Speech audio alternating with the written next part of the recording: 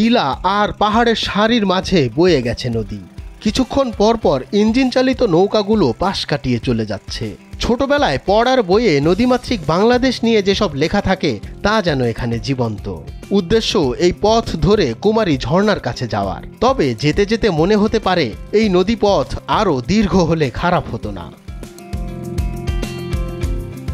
পাহাড়ি পথ বেয়ে উপরে উঠতে হয় বেশ কিছুটা পথ।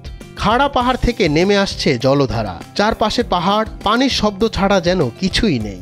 দৌড়ে গিয়ে ঝর্ণার শীতল পানির নিচে দাঁড়িয়ে এতক্ষণের ক্লান্তি দূর করার পালা। ঝর্ণাটা 6 মাস পানি থাকে, 6 মাস বন্ধ থাকে।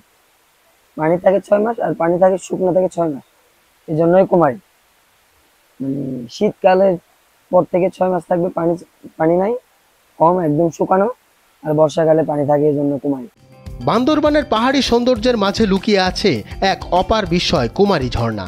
থানচি উপজেলা সদর থেকে সাঙ্গু নদী ধরে প্রায় 1 ঘন্টা নৌপথ পাড়ি দিলেই দেখা মেলে এই মনোমুগ্ধকর জলপ্রপাতের। স্থানীয়দের মুখে প্রচলিত আছে বছরে প্রায় 6 মাস এই ঝর্ণায় পানি থাকে না বলেই এর নামকরণ করা হয়েছে কুমারী ঝর্ণা।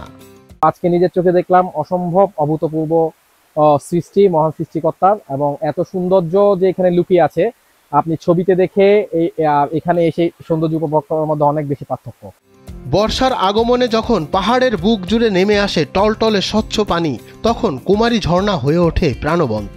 ঝর্ণার পানি পাথুরে খাঁজ কাটা পাহাড়ের বুক চিরে যখন নেমে আসে তখন দেখে মনে হয় যেন প্রকৃতির তুলির টানে আঁকা এক ছবি। আমরা বেসিক্যালি 10-15 কিলো 10 থেকে 12 কিলো আমরা বোটে এসেছি থানচি থেকে।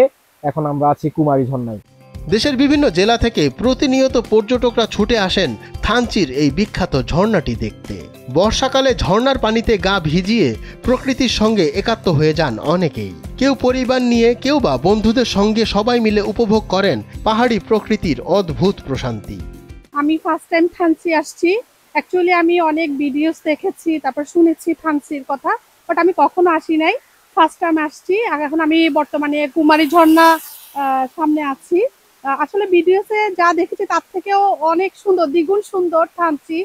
বান্দরবান জেলা সদর থেকে সড়ক পথে থানচি পৌঁছানো যায় প্রায় 3 থেকে 4 ঘন্টায়।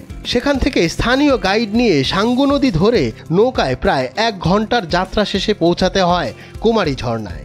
নৌকা ভাড়া গুনতে হয় কমপক্ষে 3000 টাকা। খরচ বলতে গেলে থানচি থেকে গাইড নিতে হবে। গাইডের ভাড়া আসবে হচ্ছে দিনে 800 টাকা করে, 800 টাকায় ভাড়া একজন গাইডের, আর বোট ভাড়া হচ্ছে 3000 টাকা। এখন আগে ছিল 2500, এখন 3000। ওই যে তেলের দাম বাড়াতে 500 টাকা বাড়াই দিচ্ছে। প্রকৃতির চোখ জোড়ানো সৌন্দর্য ও পাহাড়ি জীবনের সরলতায় মিশে আছে কুমারী ঝর্ণা।